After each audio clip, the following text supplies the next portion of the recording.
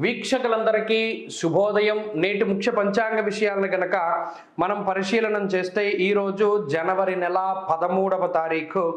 ఈరోజు ఆ శనివారము సూర్యోదయం 6:38 సూర్యాస్తమయం 5:39. అలాగే ఈరోజు స్వస్తి శ్రీ చాంద్రమానేన శ్రీ శోభకృత్ నామ సంవత్సరం దక్షిణాయనం హేమంత ఋతువు పుష్యమాసం శుక్లపక్షం విధియ తిథి ఈరోజు మధ్యాహ్నం 2:29 వరకు ఉన్నది. ఆ తదుపరి తదియ తిథి వస్తూ ఉన్నది. అలాగే ఈరోజు శ్రవణ నక్షత్రం ఉన్నది. ఈ శ్రవణం సాయంత్రం 4:30 వరకు ఉన్నది. తదుపరి ధనిష్ట నక్షత్రం వస్తూ ఉన్నది. ఇది ఇక్కడ ఒక ప్రాముఖ్యమైనటువంటి విషయాన్ని మనం గమనించాలి. శనివారము అనగానే మనకి పేరులోనే ఉన్నది శనేశ్వరుడు అధిదేవత. అలాగే విధియ తిథి, ఈ విధియ తిథికి బ్రహ్మగారు అధిదేవత. అలాగే శ్రవణ నక్షత్రానికి విష్ణుమూర్తి అధిదేవత. ఈ 3 విషయాల్ని మనం దృష్టిలో పెట్టుకోవాలి. అలాగే ఈరోజు యోగకరణాలను చూస్తే వజ్రం కౌలువ తైతుల యోగకరణాలు అమృతకాలం ఉదయం 8:04 లగాయితూ 1 గంట పావు పాటు, అంటే 8:04 లగాయితూ దాదాపుగా 9:15 వరకు కూడా అమృత కాలము. తర్వాత పునరమృత కాలం తెల్లవారుజాము వస్తుంది. అయితే సూర్యోదయాత్తు శనివారం నాడు దుర్ముహూర్తం ఉంటుంది. 6:37 లగాయితూ 8:06 వరకు, 6:37 లగాయితూ 8:06 వరకు కూడా దుర్ముహూర్తం. రాత్రి వస్తుంది వర్జం 8:07 లగాయితూ 9:37 వరకు కూడా వర్జం ఉంటుంది. ఈరోజు చంద్రుని యొక్క ఉత్తర శృంగ దర్శనము.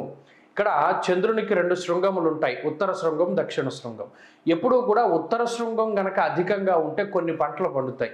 దక్షిణ శృంగం అధికంగా ఉంటే మాత్రం చాలా భయంకరమైనటువంటి ప్రకృతి విపత్తులు రావడానికి అవకాశం ఉంటుందని బృహత్ సంహితాది గ్రంథాల్లో కూడా మనకి చెప్పడం జరిగింది. ఈరోజు తిథి ద్వయం విధియ తదియా తిథి కలిసినటువంటి రోజు. అలాగే ఈరోజు కొన్ని ముహూర్తాలు కూడా ఇవ్వడం జరిగింది. అయితే ఈరోజు ఎవరైనా నవజాత శిశువుల యొక్క జననం గనక జరిగితే వారు ఏ విధమైనటువంటి శాంతి క్రమాలని కూడా పాటించవలసినటువంటి అవసరం లేదు, ఎందుకంటే శ్రవణం చాలా మంచి నక్షత్రం కాబట్టి.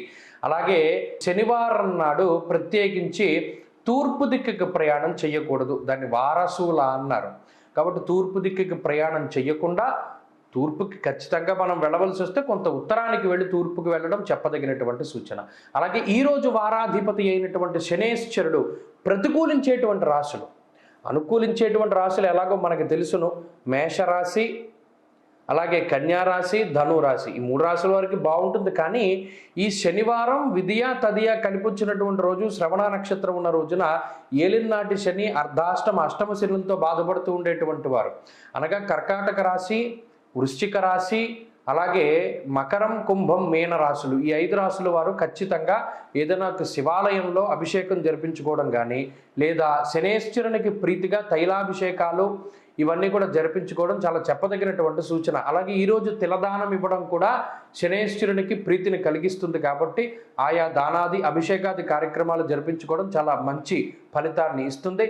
అలాగే ఈరోజు ప్రత్యేకించి చంద్రుని యొక్క సంచారము శ్రవణ నక్షత్రము ధనిష్ట నక్షత్రాల్లో ఉంటుంది. కాబట్టి చంద్రబలం ఉండేటువంటి రాశుల్ని గనక చూస్తే మేషరాశి కానివ్వండి, మీనరాశి కానివ్వండి, మకర రాశి కానివ్వండి, అలాగే వృశ్చిక రాశి కానివ్వండి, సింహరాశి కానివ్వండి, కర్కాటక రాశి కానివ్వండి, ఈ రాశుల వారికి ఈ చంద్ర బలం ఉంటుంది. కాబట్టి చంద్రుని యొక్క అనుకూలతతోటి ఈ రాశుల వారికి కూడా ఆనందదాయకమైనటువంటి సమయం ఉంటుంది. మిగతా రాశుల వారు ఈరోజు ఏం చేస్తారయ్యా అంటే, శని ప్రదోష సమయంలో శనివారం నాడు సూర్యాస్తమయం జరిగేటువంటి సమయంలో ఏదైనా శివాలయానికి వెళ్ళి నంది దగ్గర దీపారాధన చేస్తే మీకు ఉండేటువంటి సమస్త గ్రహ దోషాలతో పాటుగా నక్షత్ర దోషాలు, అలాగే నరదృష్టి, పిశాచ బాధ ఇటువంటివన్నీ కూడా తగ్గుముఖం పడతాయి. కాబట్టి ప్రదోష కాలంలో శివాలయాన్ని దర్శనం చేసుకుని దీపారాధన చెయ్యండి. అనేకమైనటువంటి శుభ ఫలితాలు తద్వారా మీకు సంప్రాప్తమవుతాయి.